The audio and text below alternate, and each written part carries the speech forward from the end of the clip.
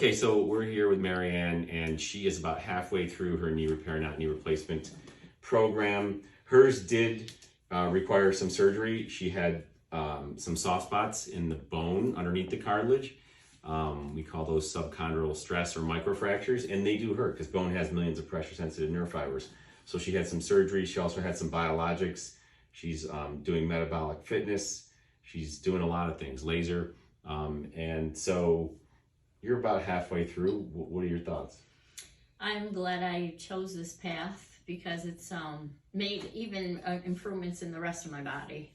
Actually, I lost about 10 pounds. I was going to say, you definitely look like you lost weight. Yes. Definitely. So, yeah, and you're not 100% yet. Your goal was 90%, if I recall, right? Mm-hmm. And you said, we were talking, you said you're maybe 50 to 80% right Mm-hmm. now. Okay, and most people halfway through are about 50 to 90%, so that's right in range. And you also have some special circumstances with your other medical conditions. You want to talk about that a little bit? Well, I have PMR, which causes stiffness and pain in some of my joints in my muscles and my shoulders and my thighs. So that we've been trying to get that. I do feel better. My hips have felt better with the exercise. And you're treated by a rheumatologist for Yes. that, and take methotrexate. Mm-hmm. So that's a pretty high level anti-immunologic medication. So it does tend to slow down healing. So we had you off that for...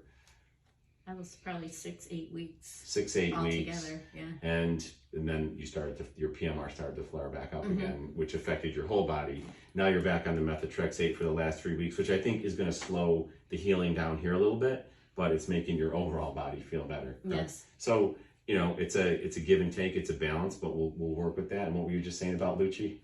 He didn't know what step aerobics was. So Lucci's her So I therapist. had to show him a video, and he's been working that into my workouts.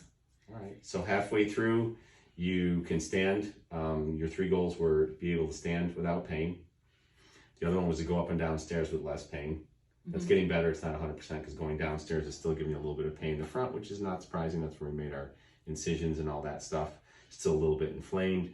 You can see here, I always tell patients if they look closely at the incisions here, which are very small, but you can see them, they're still a little bit pink, a little swollen, a little immature. So if the incisions are that, think of those as windows to the inside of your knee. If they're still a little pink, a little inflamed, a little swollen, well, the inside of your knee is still a little pink, a little inflamed, a little swollen.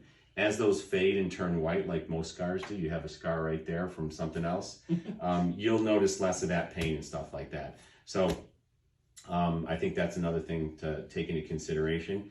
And the 3rd goal was to do the step aerobics, Zumba, and all those things. And so we'll see where she is at the end of her journey, and hopefully we get her there. Yep. Thank you. Thank you. Awesome.